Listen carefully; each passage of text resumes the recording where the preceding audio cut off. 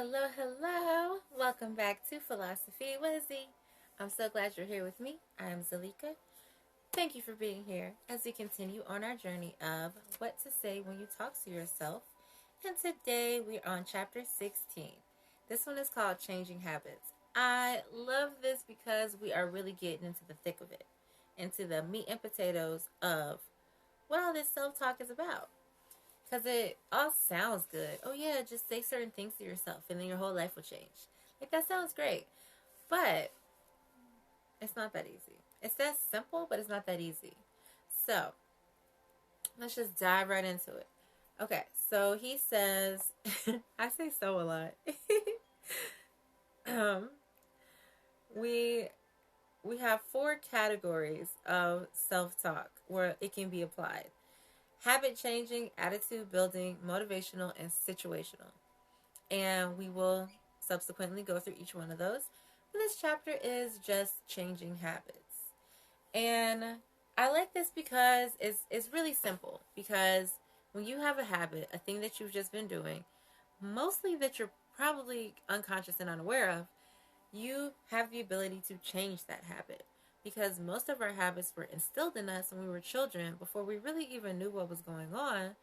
And it's my perspective that we are molded and shaped in these little boxes when we grow up so that we're acceptable to the adults around us. They don't like to hear certain things or see certain things. They're scared. They don't want to deal with stuff. They want to keep us safe. It could be anything from children are seen and not heard, or it could be don't climb to the top of that tree, you might fall. So some of it is to protect our the children, and some of it is to protect the adult. So that it's neither here nor there. It doesn't really matter. It is what it is. We are where we are today as a result of yesterday. So I like this because we have the ability to rewire and rewrite and recreate our future. We don't have to be bound by who we were in the past, even if the past was yesterday. Like 5 minutes ago was the past. I already recorded this whole thing and I realized that my app for Anchor was not recording. So I had to stop my video feed and restart the app. So I keep looking at it to make sure that it's still recording. But it's okay. Everything happens for a reason. Because truth be told, when I started off the last one, I was a little shaky. But I'm feeling more confident this time. So I'm grateful. Everything happens for a reason. So thank you, app, for randomly not working when that's never happened before. So anyway, there are so many different habits that people have that they might not like and they can change. And he gives a few examples: procrastinating, smoking, arguing, ignoring problems, oversleeping, forgetting names, being a complainer, making excuses, losing things, never being on time, not listening, blaming others. The list goes on.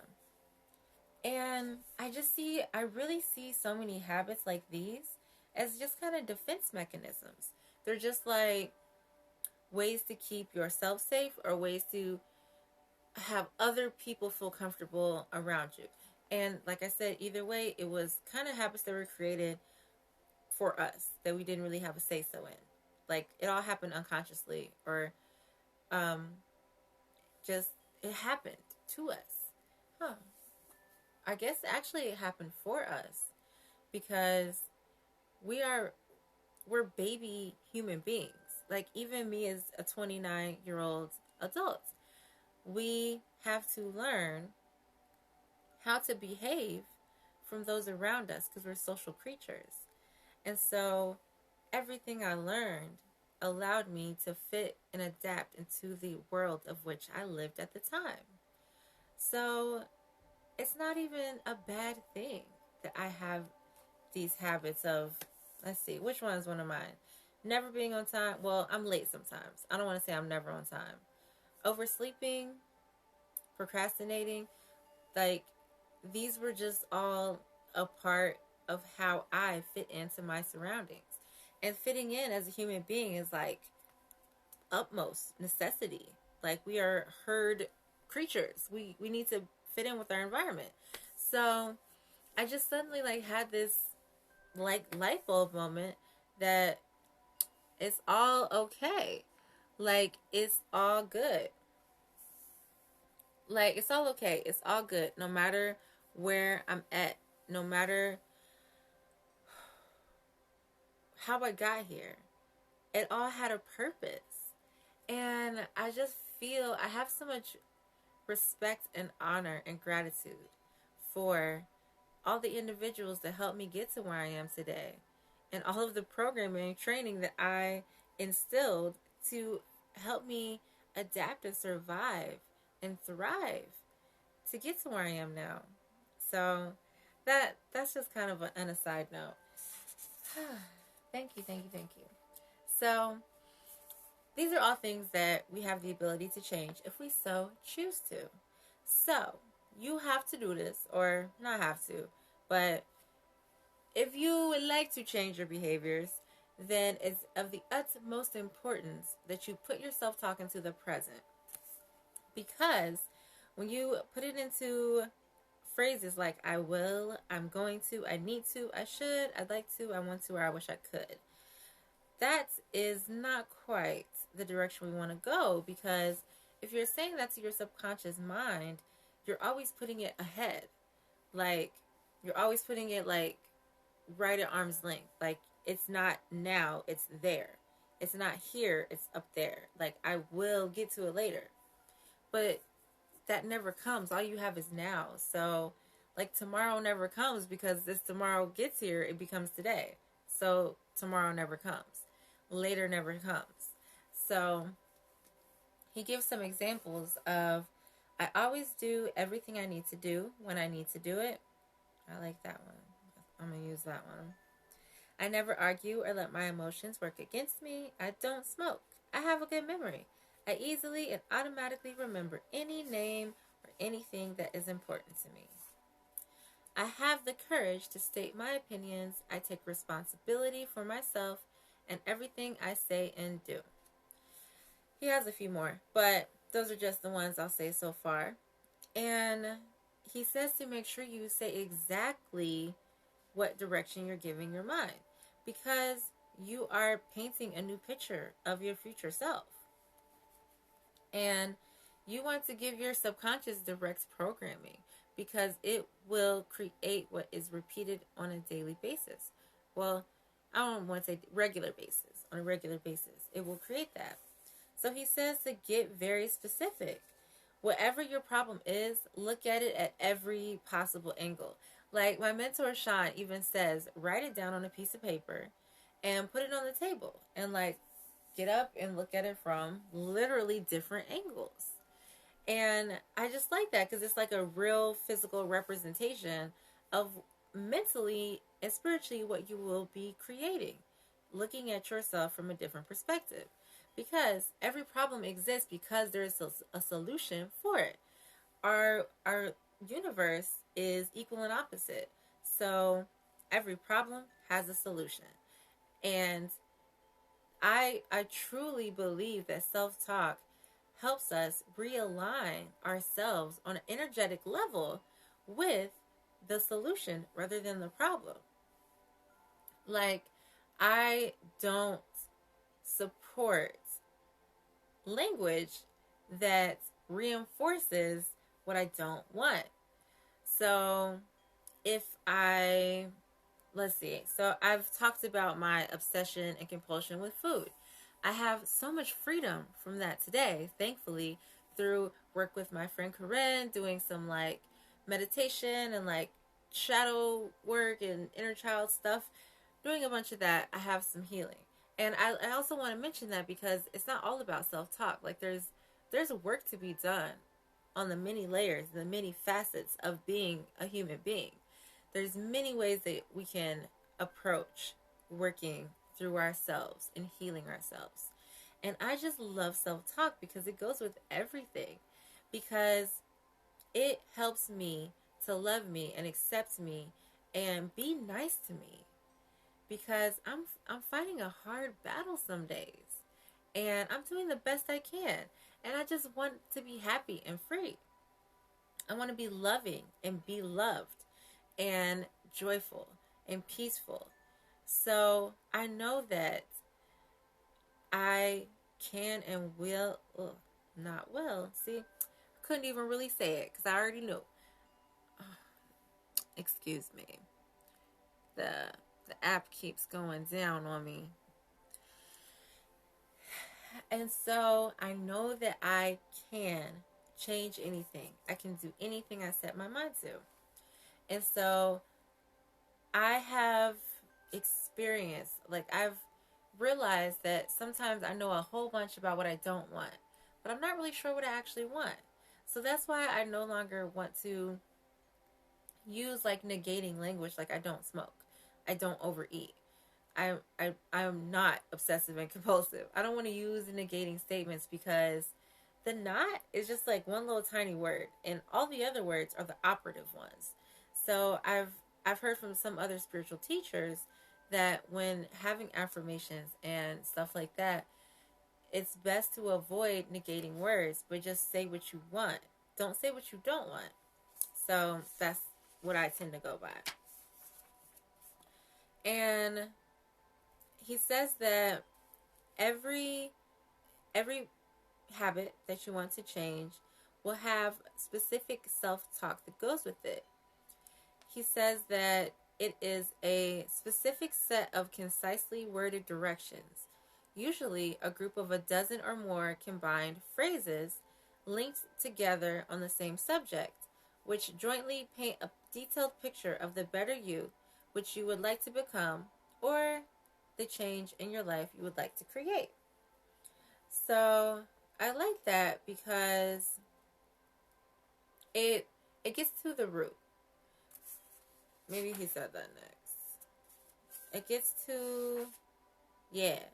It gets to the root of like why you're doing the thing. Like he says, if your old habit has been supported with daily negative self-talk, like no matter what I do, I can't seem to quit smoking. Smoking helps me relax. When I stop smoking, I gain weight. That's all of the old programming. Like, that's the reality that you will create if that's what you keep telling yourself.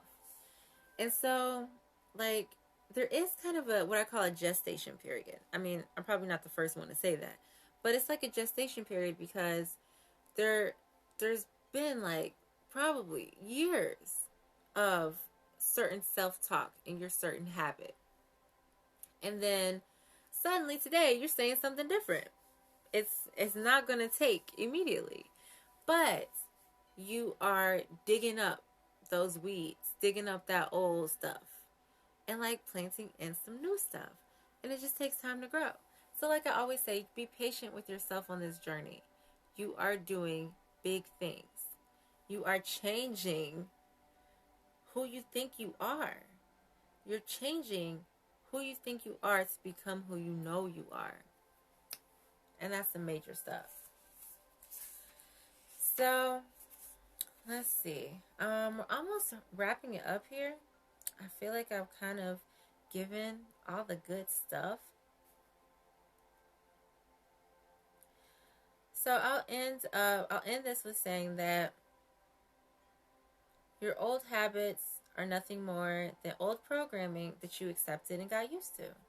So, just make a little minor decision to do something different.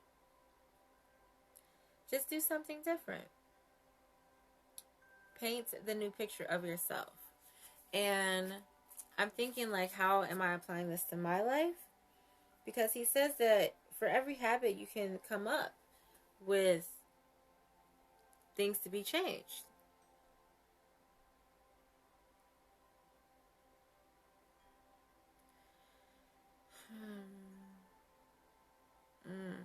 He says that most of these things we call bad habits are in reality the symptoms of something else which is going on inside us. They are the result of a broad variety of beliefs we have about ourselves. When all lumped together, push us into a pattern of behavior which ends up causing problems for us. Self-talk looks at the whole being. For example, all the furniture in the mental apartment. If you recall from much earlier in this podcast, well, in this book, he talked about your mental space being an apartment of furniture. And when you decide you want to change your self talk, you can't just bring in a bunch of new furniture. It's going to be like piled up on top of the old furniture. So you quite literally have to take out all that old stuff, and then you'll have room for the new stuff.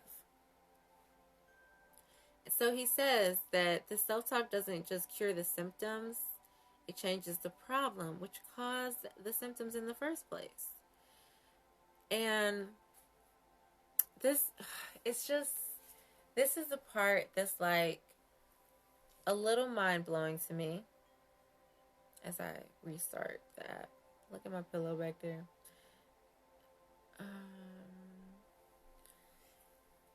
This is the part that's a little I'm so annoyed that this app keeps crashing. I just have to say it. I'm so annoyed because I can't even post the audio like that. It's gonna be all choppy. I'm upset. It keeps stopping after like 4 or 5 minutes. C'est la vie. Anyway, life goes on. So, he says that we are creatures of habit, but any habit once learned can be changed. The problem has been that in the past, changing them has been difficult because we were trying to change direction without first changing the old programming. Like I said, your mental apartment is full of furniture. You gotta take it out before you can put in new furniture. You got to put in new directions in your GPS to go a new direction. And that's just like such a simple explanation, because I think about if I decide I'm gonna work out, I'm gonna go to the gym. I have to like get the membership first. I have to contact them, get the membership, get my transportation there, set up the time for it. There's lots of little things I gotta do to make it happen. But also, I need to be aware of what I'm thinking about when it comes to the gym. Like, am I thinking thoughts of, oh, it's going to be dirty in the locker room? People are going to look at me. All the furniture is going to be, all the equipment is going to be sweaty. People are going to be weird. People are going to stare at me. There's going to be no room there. It's going to be too crowded. Like, if I'm thinking all of that stuff, then my grand idea to go work out is going to falter real quick because I've already convinced myself it's going to be terrible. So, my directions that I'm going to put in my GPS, my subconscious mind, is this is going to be great. I'm going to feel great. I'm going to work out. I'm going to meet people who are like-minded. There's going to be plenty of equipment. They're going to have things to clean off everything. I'm going to go whenever I feel like it. It's going to be awesome. So, like, that's just like some lightweight self-talk. Because really, that, like, I say lightweight because that's still like the surface level of self-talk. That's just like kind of making myself feel better about it. But it's like I am free from anxiety of meeting new people. I enjoy meeting new people, especially at the gym, because we are like-minded. I love working out on equipment in a setting that has a lot of equipment. I love working out on equipment that has a thing right next to it so I can clean it right when I'm done. I love going to new places to meet new people. Like, stuff like that. I hope that kind of clarifies the difference between like just saying nice things and like actually tackling the issue. Like, if I'm worried about being around people, just saying, oh, it's going to be great isn't really going to help. Like, but if I say, like, I am happily and freely meeting new people every day. I am joyfully meeting people of like minds. I am making great friends at the gym. Like, these are things that tackle the issue of me being anxious about meeting new people. So, I think that was a beautiful example. So he says, choose a habit you would like to change. Don't try to change your life overnight. Start off with a minor habit, something small. Then change the words which describe yourself to you. Once you begin, keep at it. It is exciting to watch the changes take place. to witness the replacement of old habits which once got in the way with the emergence of fruitful, valuable new habits of winning. Yes. I love that he said, change the words which describe yourself to you. And that's just the key right there. So, like, I know last week I mentioned making an audio of myself, telling myself some things about myself, and I did. And it was exactly 3 minutes and 33 seconds. So that was cool. That's an angel number. And I haven't listened to it a lot. Actually, it might have been 2 weeks ago that I did that.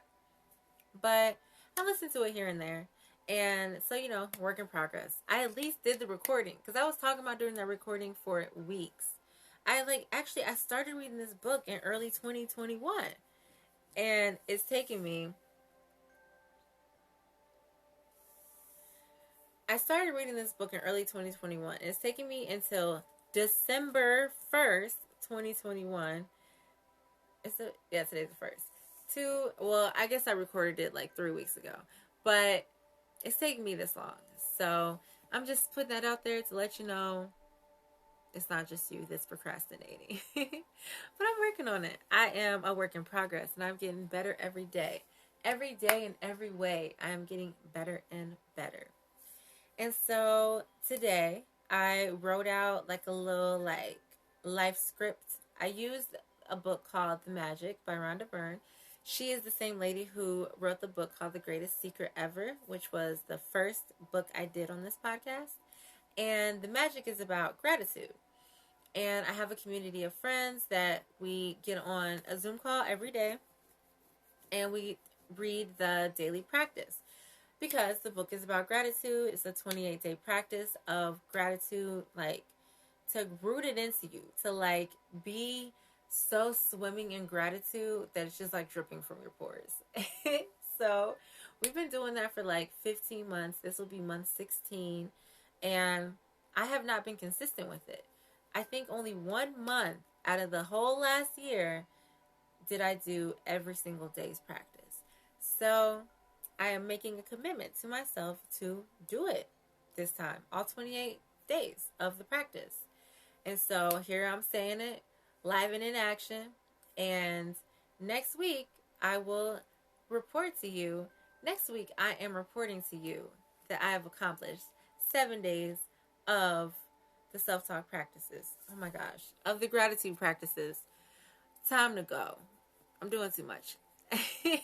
So I'll just say that's what I'm doing right now. That's the habit I am changing, working on today, is that I am practicing the gratitude from the magic every day. Only for 28 days. It's not even going to have to be the rest of my life. So this is just a minor change. So I'll keep you posted on it and let you know how it's going. In the meantime, thank you for being here. Thank you for watching. I hope that my heart spoke to yours and that you are on the road to changing your life by changing the way you talk to yourself. Start right here. Start right now. Your life is waiting on you. If there's anything I can do to help you on your journey, please let me know. I am here for you. My website is abstractlogic.me, and that will be in the description box or whatever it is. And reach out. I'm here for you. All right, until next time. Peace, love, and blessings, beautiful, wonderful people.